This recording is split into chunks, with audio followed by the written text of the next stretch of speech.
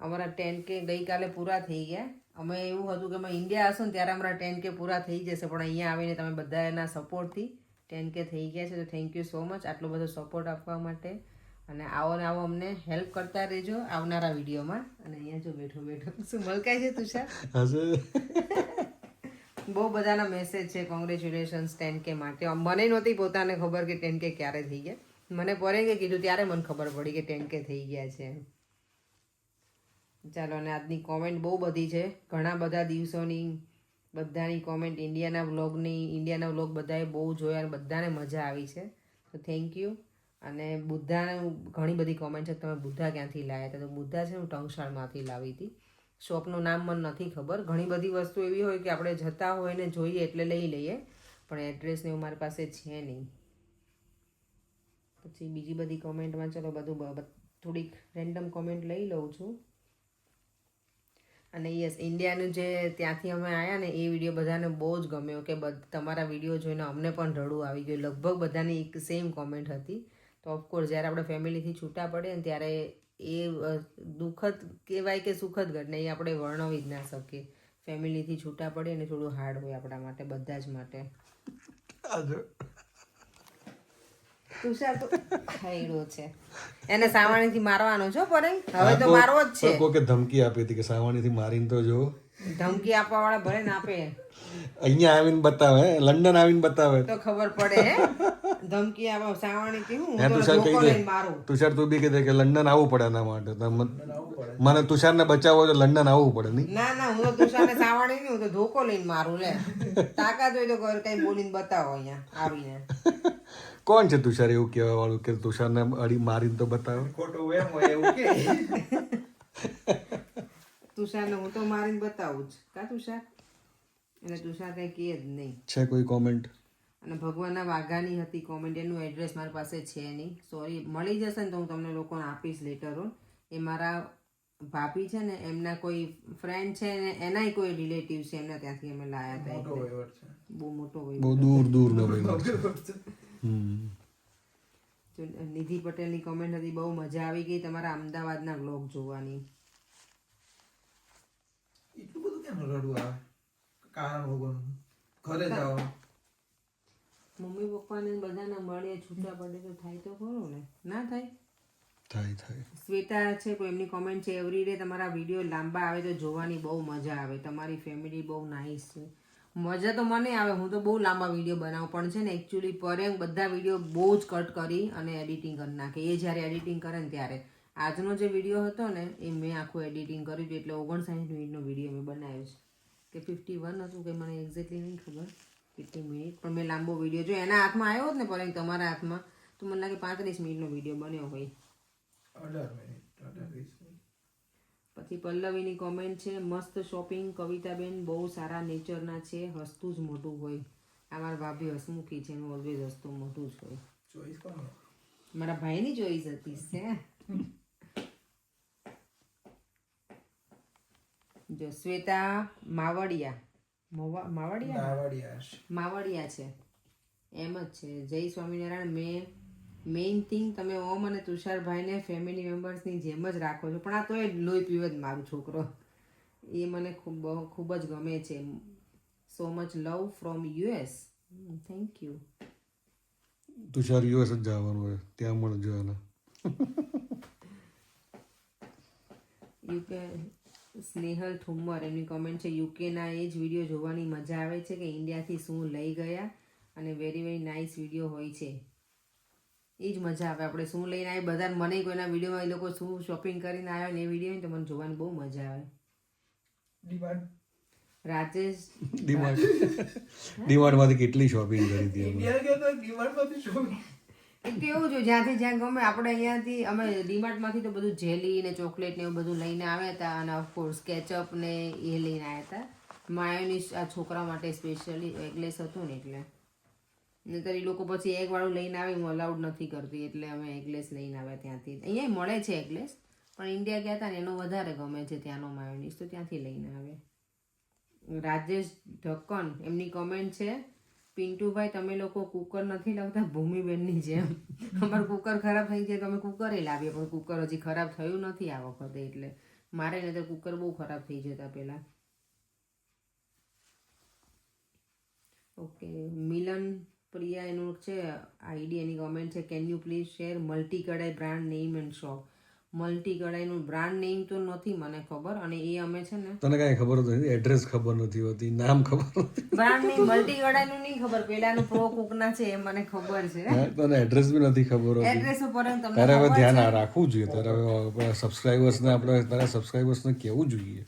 પણ મેં તો કીધું મેં ઓઢવમાં પેલાની શોપ હતી આપણે ગયા હતા અરિહંત વાસણ ભંડારી, તો મેં ત્યારે જ કીધું ઓઢવમાં, તો બીજું તો શું કહું. ઓઢવ જવાનું બધી વાસણ ભંડાર જ છે. હા, ત્યાં આખું તમારે કોઈ પણ વાસણ લેવું તો ઓઢવ જતા રહેવાનું, જો ક્યાંય બહારથી જતા હોય ના ત્યાં સરસ બધું વાસણ મળી રહેશે. ત્યાં ઘણી બધી શોપ છે, એવું નહીં કે કોઈ પર્ટિક્યુલર શોપમાંથી જ.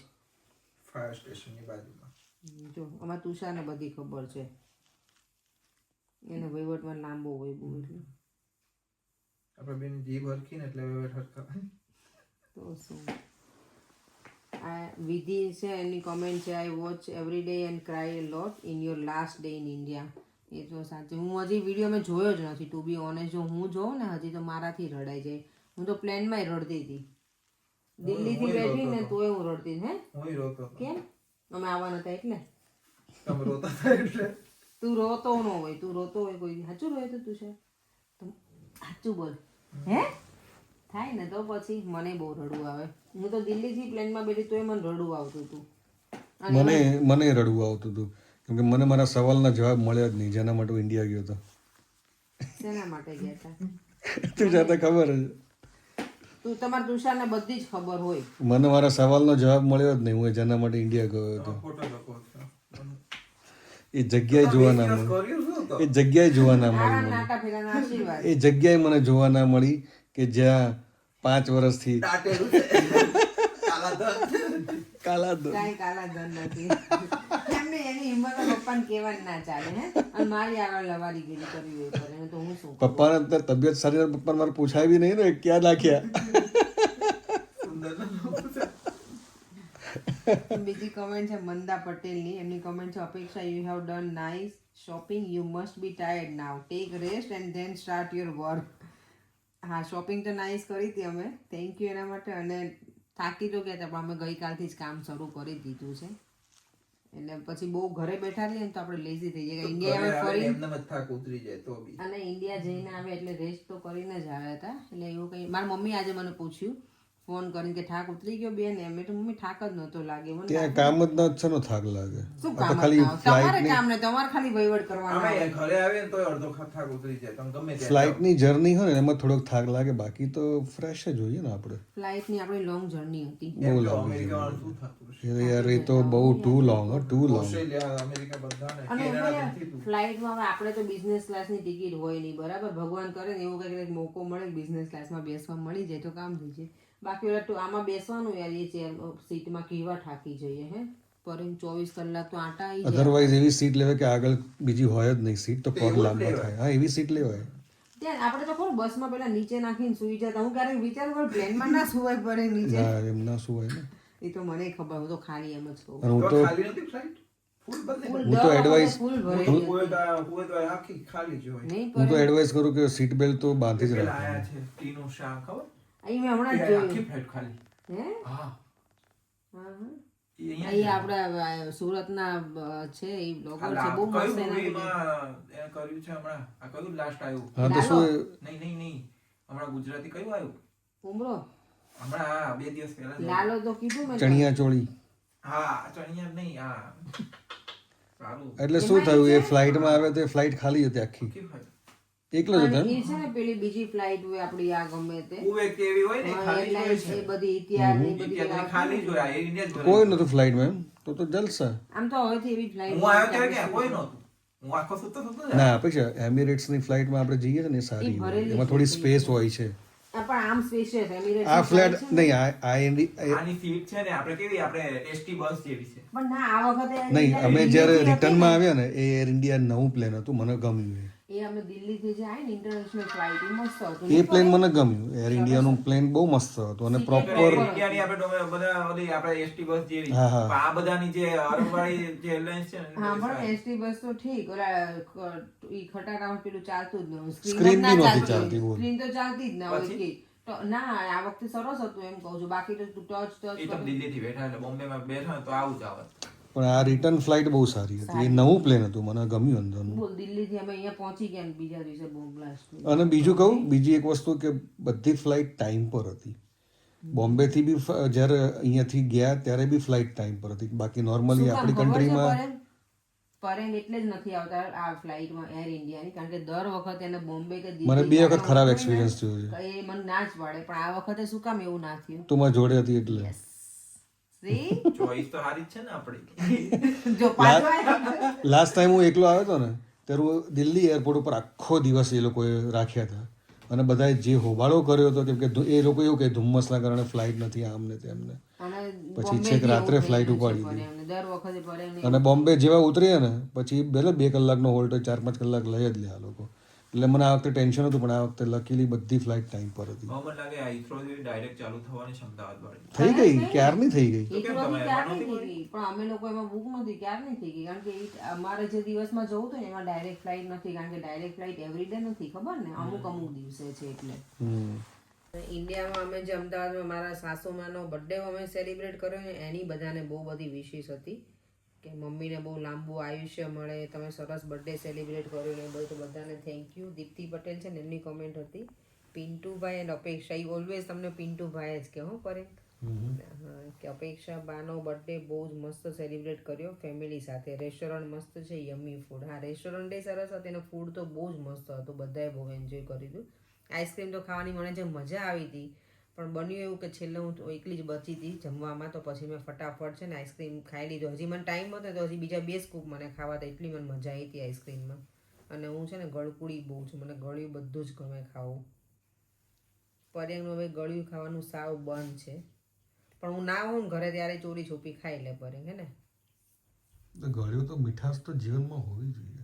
પછી પણ વધારે મીઠાશ થઈ જાય સારું નહીં પર્યાંગ. જીભમાં ને જીવન જીભમાં પણ જીભમાં પણ મીઠાશ હોવી જોઈએ. જીભમાં તો મીઠાશ હોય જ છે ને. આને ટપકું મૂકવા જોઈએ અમારે તુષારને. હેપી બર્થડે માસી. બહુ બધી બાને માટે કોમેન્ટ છે મમ્મી માટે. લાલાભાઈ ને બાલાભાઈ તમારા સગા ભાઈ છે એવી રાહુલ પટેલની કોમેન્ટ હતી. ના લાલાભાઈ ને બાલાભાઈ મારા કઝિન બ્રધર છે, મારા સગા ફઈના છોકરા છે એ બંને. સગો ભાઈ એક જ છે અને ખાલી કેવું સુંદર સુંદર વીરો. બાના બર્થડેમાં સરસ ગાયત્રી પૂજા કરાવી. સારી કરી હતી ત્યાં. મમ્મીનો બર્થડે બહુ સરસ ઉજવ્યો. 70મો બર્થડે હતો પણ યાદગાર રહી જાય ને એટલો સરસ ઉજવ્યો સવારથી રાત સુધી. હા મમ્મીએ પોતે નહોતું આવું સપનામાં વિચાર્યું કે આટલો સરસ ઉજવાશે. એ હવે અમે ફોન કરીએ ને ત્યારે કે સરસ આપણે બધું કર્યું હતું, સારું હતું, તમે આયા એટલે કે મજા આવી એમ. આપણા ઘર હોય આપણા ઘરના સભ્યો તો કે વધારે મજા આવે એમ. મમ્મી આજે મને કહેતા હતા પરે આપણે મેથીનું શાક બનાવો આમાં જોવામાં તો સારું લાગે. મેથીનું મસ્ત લાગે. મારા મમ્મીને પૂછવું પડશે અમે કેમનું બનાવ્યું તું સૂકી મેથીનું શાક. અડદની દાળ જેવું લાગે છે. ના પણ એ ડિફરન્ટ રીતે બનાવે. મેથીને પલાળવાની, બાફવાની. મેથી તો સારી હો ડાયાબિટીસ માટે, તો તું મેથીનું શાક બનાવો. આપણે હું તો મેથી કિલો લઈ આવી છું બોલ અહીંયા. મારી મમ્મી મને કહેતી લઈ જવી નારે ના મારે કોઈ ખાતું નથી. રોટલા ક્યારે બનશે આવા? તને રોટલા એટલા બનાવી થોડો ખા ને છાના નકર એ નથી મળવાના તને. ક્યારે બનશે તો ચાલો વિડીયોને એન્ડિંગ કરી નાખે. 10K માટે ખૂબ ખૂબ ધન્યવાદ. હે તો તમારે ક્યારેક આપણા ઓડિયન્સને ધન્યવાદ કરવું જોઈએ. હું એકલી દર વખતે 10K માટે ખૂબ ખૂબ આભાર. ગુડ. આ બધાને દિલથી થેન્ક યુ. તમે બધાએ 10K પૂરા કરાવ જલ્દી છે ને 25K પૂરા કરાવી દો હવે. આપણે બહુ કાચમાંની ગતિથી ધીમે ધીમે આપણે ધીમે ધીમે જઈએ છીએ. આપણા માટે મોટી વસ્તુ કહેવાય 10K એટલે વાવ. 10K ધીરજના ફળ મીઠા જો 2 ડિજિટમાં આવ્યા નહીં આપણે સબસ્ક્રાઇબર્સ. ગુડ.